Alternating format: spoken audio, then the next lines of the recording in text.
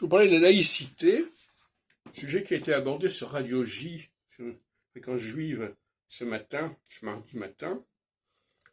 Et les Juifs font un rapport très ambigu par rapport à la laïcité. Parce que c'est un piège, la laïcité.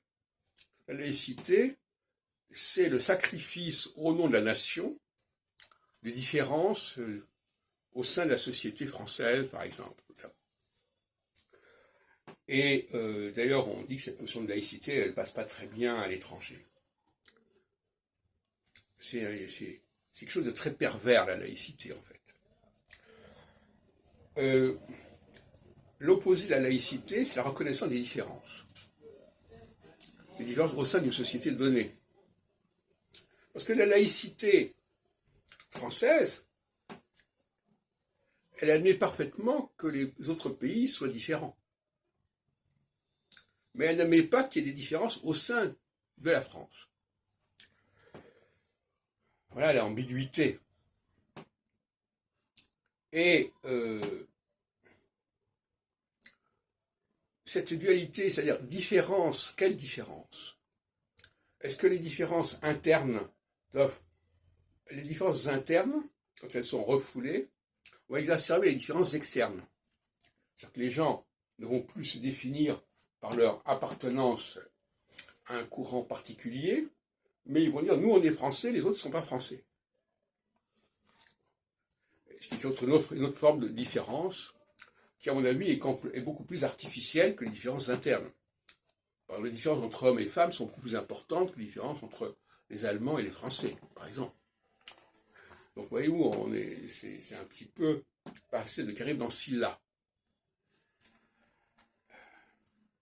L'intérêt des rencontres internationales, notamment, c'est de relativiser justement la cimentation, la sédimentation qui s'est fait au sein d'une société donnée.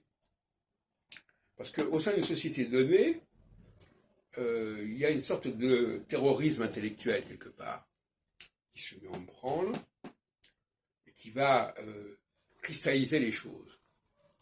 À partir du moment où il y a des rencontres internationales, on s'aperçoit qu'il y a des différences, et ces différences, elles vont encourager à accepter les différences internes.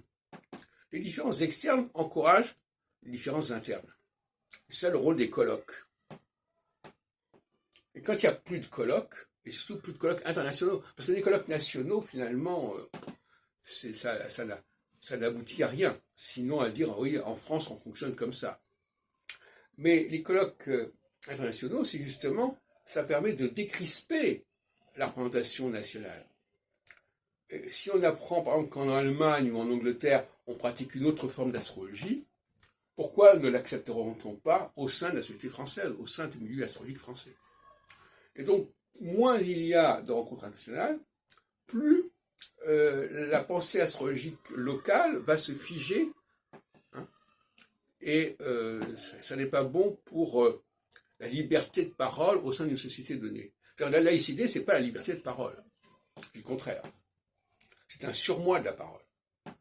Et ce sont les rencontres internationales qui vont débloquer, désenclaver cette dimension sédimentée de l'astrologie, notamment dans un pays donné. Et actuellement, on voit bien qu'il y a un besoin de désenclaver, de décrisper les choses et de se rendre compte qu'il y a d'autres façons de faire l'astrologie. Parce que si on ne fait pas ça, les gens croient que si on ne pratique pas leur astrologie, c'est plus de l'astrologie. C'est ça le problème.